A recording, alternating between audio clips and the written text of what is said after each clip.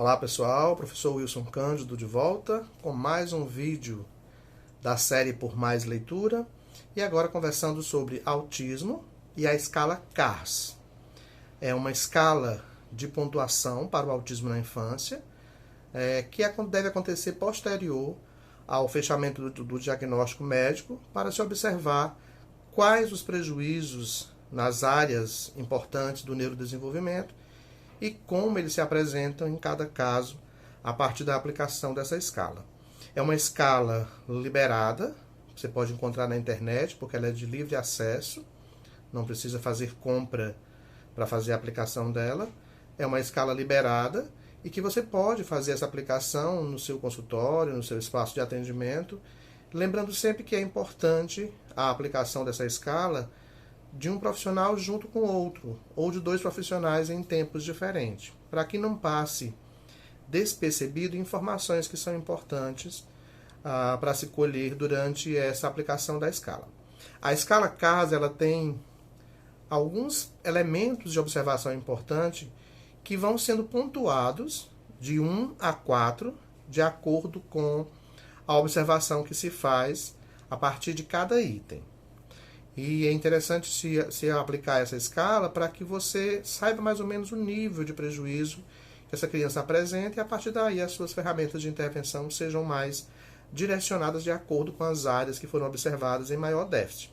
O primeiro ponto observado pela escala está associado a relacionamento interpessoal.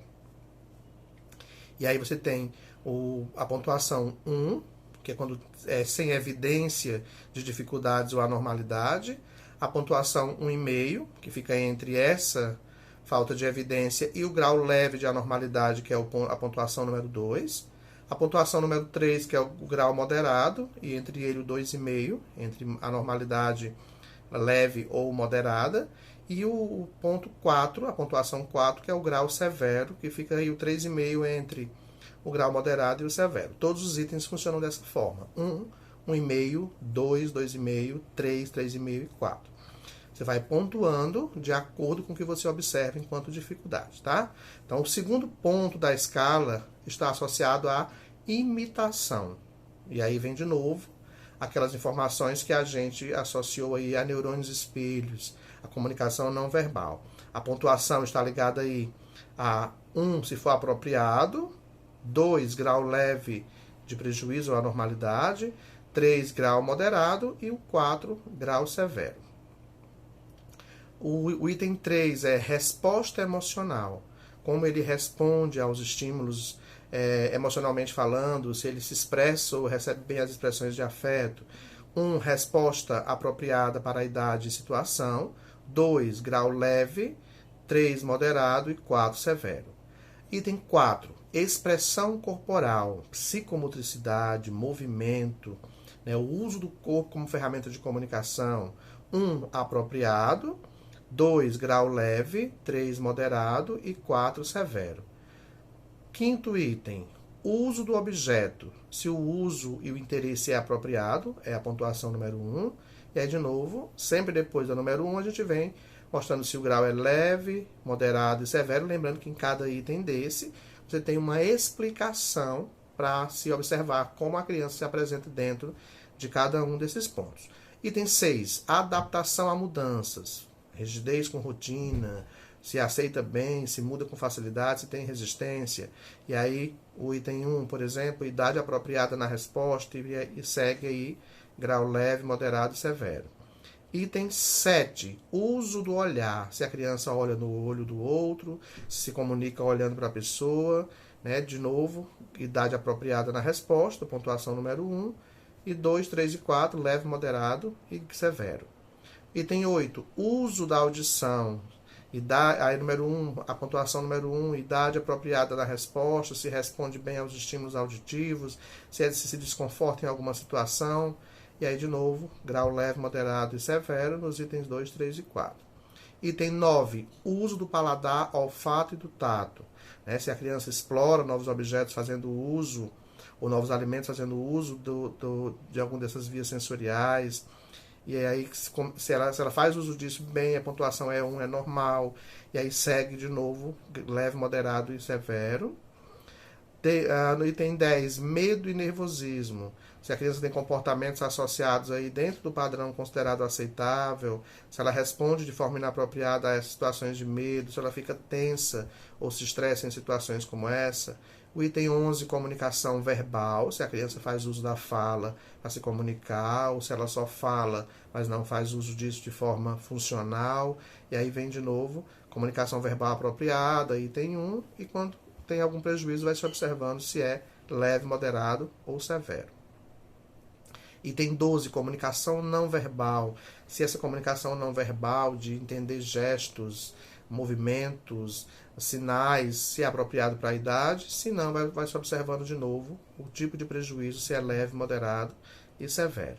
Item 13, atividade. Se a atividade que a criança realiza é apropriada para a idade, se comparada com outras crianças, que é a pontuação número 1, e aí segue-se de novo observando como ela participa e funciona dentro dessas atividades. O item 14, grau e consistência das respostas de inteligência.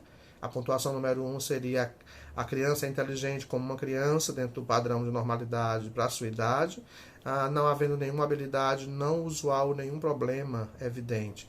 Quando começa a perceber dificuldades nesse contexto, de novo parte para a pontuação de grau leve, moderado ou severo, que são os itens 2, 3 e 4.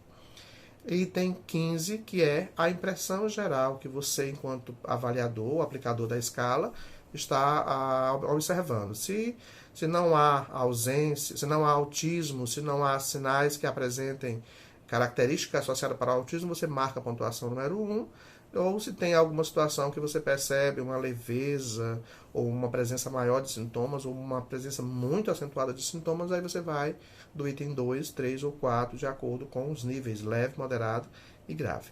Lembrando que é uma escala onde ao final você faz a contagem dos pontos que você marcou desde o item 1 até o 15, para ver como está o nível de prejuízo dessa criança dentro da observação da escala. Mais uma vez, reforçando a necessidade de ser aplicada essa escala junto com outro colega profissional, ou solicitar que outro colega aplique em momento posterior ao que você vivenciou nessa questão da aplicação, para comparar aí se as informações batem, se não houve choque, se houve confusão de informação, porque às vezes pode passar alguma informação despercebida. A escala CARS não é para diagnosticar autismo, é para você aplicar posterior ao diagnóstico já fechado, para você entender quais são os prejuízos, quais são as áreas de prejuízo mais significativas, para que assim as suas estratégias sejam mais direcionadas a essas áreas que estão em prejuízo mais evidente, e assim possa ser mais exitoso o tratamento oferecido para essa criança, ok? Dicas de leitura. A nossa série de vídeo é Por Mais Leitura. Dica de leitura, essa coleção de livros da professora e psicopedagoga Deise Serra, A Alfabetização do Aluno com Autismo, volume 1, 2 e 3. É uma excelente coleção de livros voltado a processos de facilitação da alfabetização da pessoa com autismo, que é uma grande dificuldade nos espaços escolares e que vale a pena a gente se debruçar sobre esse material para fazer essa leitura. A Alfabetização do Aluno com Autismo, coleção da Deise Serra, excelente material, volume 1, 2 e 3, ok?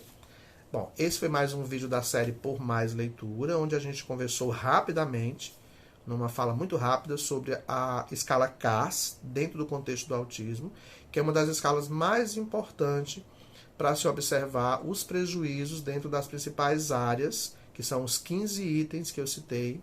Eu não entrei em grandes detalhes porque daria uma aula de 1 hora ou mais. Então, os 15 pontos mais importantes desse processo do neurodesenvolvimento, que se faz interessante observar os níveis de prejuízo, para que assim as nossas estratégias clínicas ou institucionais sejam de fato funcional e eficiente na aplicação das nossas ferramentas lúdicas e interventivas com esse paciente ou esse aluno.